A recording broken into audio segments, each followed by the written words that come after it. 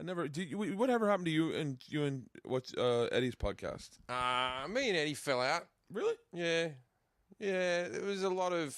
I can tell you the truth of what happened. I'm not bothered by it. Yeah. Eddie still does the podcast. I'm sure he said a lot of things about me, but I haven't listened for a very long time. I think I will give him this. His truck idea that he's got this mobile podcast is a very good idea. It's a great idea. It's a great idea. I think it's fantastic. I would just do it for podcasting. That's me, though. But I think he's trying to flip it into a show of some sort. Yeah, no, I just do it for podcasting. I just do it for podcasting. Show up at people's houses. Yeah. I have little cameras around. So that's fucking great. I think you guys had the greatest fucking place down there. It looks Venice. Beautiful. Yeah. See, the thing is, me and Eddie actually had very good chemistry, and I still have love for Eddie in a way. I still wish we could be friends. But from my point of view, what happened was this. I got the TV show. I was doing the TV show. I got Eddie a part in the first season, which no one wanted him. It's not like people were fighting against it. Yeah. But it was all me who got it for him. And then it was at the moment, man, I just can't podcast until this 3 months is over. Yeah. And then he's like, fine, everyone's fucking blah, blah, blah. I said, all right, I can do it. I think he was unhappy with where my career was at and where his might have been at or whatever. And there was some resentment. And then he went, and I said, all right, well, just bring everyone over to my house, because I'd already moved into the hills by then. Yeah. I said, bring everyone over to my house, and I can do it Monday night. I get off set at 6, and we'll do it quickly, and then I got to go to bed, so that everyone's got to be out of the house at 8:30. You know what I mean? Yeah. Because I'm up at 6 again, too.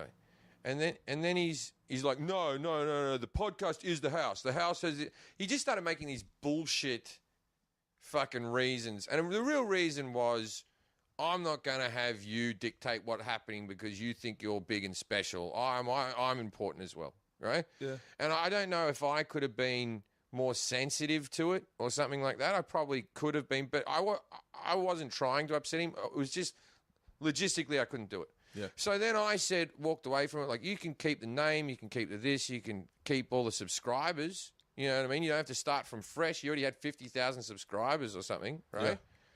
Yeah. And, and let's be honest, I was probably responsible for most of those subscribers. No one was, to begin with, listening to just an Eddie Iift. And then at the end, we'd had advertising money and stuff like that. And I believe there was anywhere between 10 and 20 grand in an account. And I wanted my 50%.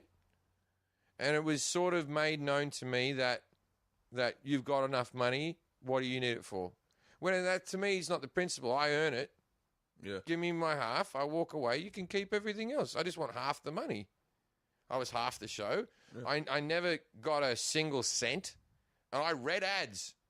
Yeah. And I read ads, right? So yeah. I gotta fucking get money for that. Yeah, I know what you're saying. I mean, the podcast together with both of you was fucking fun. Yeah, I did it. It was a lot of fun. We had a great chemistry. We bounced up. I miss the other guys. I'm still friends with all the other guys. There's no falling out. And even with Eddie, I'm cordial. I wrote to him. I text him, wrote to him. I text him and congratulated when his kid was born. And he came and visited me in the hospital when Hank was born. I would have liked to have been on better terms to be able to do that. But it's like a microcosm of what happened with Opie and Anthony. It's very hard if people are feeling slighted or they feel like they're not getting enough credibility or something like that. And then when money comes into it, he should have, in my mind, he should have just given me half the money that was in the account, and then there still would have been a little bit of bitterness towards each other, but it would have been over by now. Yeah.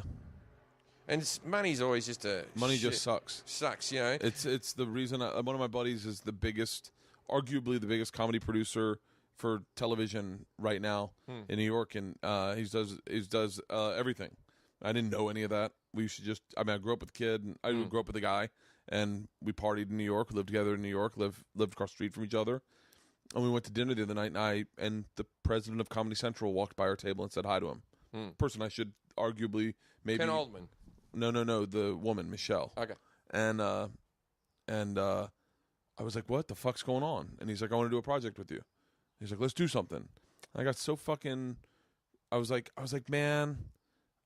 if it was anyone else, I'd do it. I'm just afraid that I don't want to lose the friend. Yeah. You know, like he's a guy that means the world to me. One of the few people I don't have to be anyone around. I can just be me from when I was like 12 years old, and I was fucking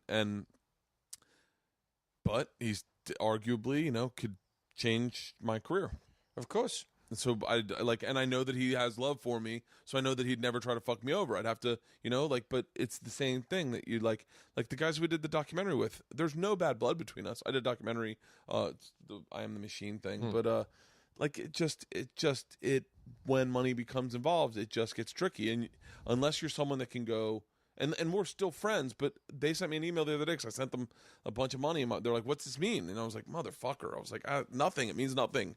I haven't texted them, but it means nothing. It means that I don't want you guys to be out money.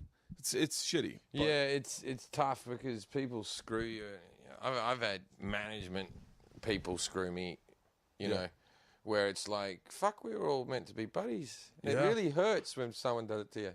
Yeah, and I think also with, as I said, my chip on my shoulder about rich kids, which I think I have to work on.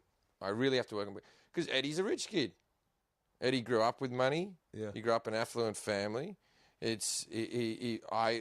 don't, to speculate, but I believe he still has help from family, like, you know, as rich people do throughout their lives. Their parents are like, "Oh, let me buy you a house so that you can make," you know what I mean? Yeah, I mean, I don't know that about Eddie, but yeah, I know. No, but I know rich people who do.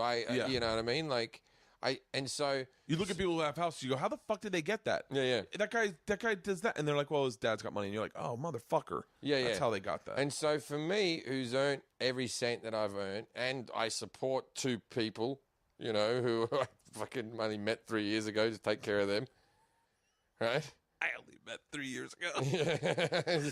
just take care of, and those two idiots, my girlfriend and my kid, right? They got me at fucking the top floor. They weren't at the ground floor. But they came in just when the door opened, right? Ding. Yeah. They weren't on any bit of the ride at all. Yeah. And they're just like, "This is what you do. You go out and earn lots of money."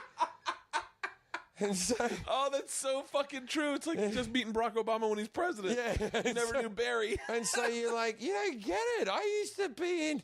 And then, like, she looks at, like, someone's like Forrest and Jason are doing support. She goes, "Oh, it's really hard." And then they have to. I go, "That was me 4 years ago." Yeah. No different. Yeah. And she doesn't. How can they see it? It's not their fault, you know. Yeah. So anyway, so my chip is a little bit like with guys like Eddie. It's like, so his chip, his thing was, I didn't need the money because I was making enough money, right? Which I see as a rich kid's policy of not respecting anyone's money, right? Yeah.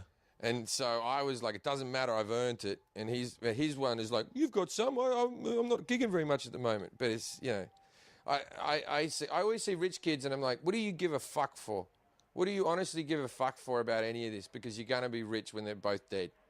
When your parents are dead, you're just automatically rich. It must just be the easiest life. Even if, like, when you meet rich kids, they're like, "Oh, I'm out of work, I'm really poor." Yeah, for the next 20 years. How are their health? How are the parents' health? That's a way to look at it. You know what I mean? Yeah. Like, it's all going to end up all right. Because the real thing about money is, I was broke through my 20s, happiest time of my years. I was flat broke throughout my 20s. But you don't need money.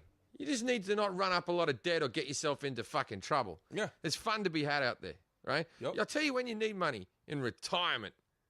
That's when it gets scary as fuck.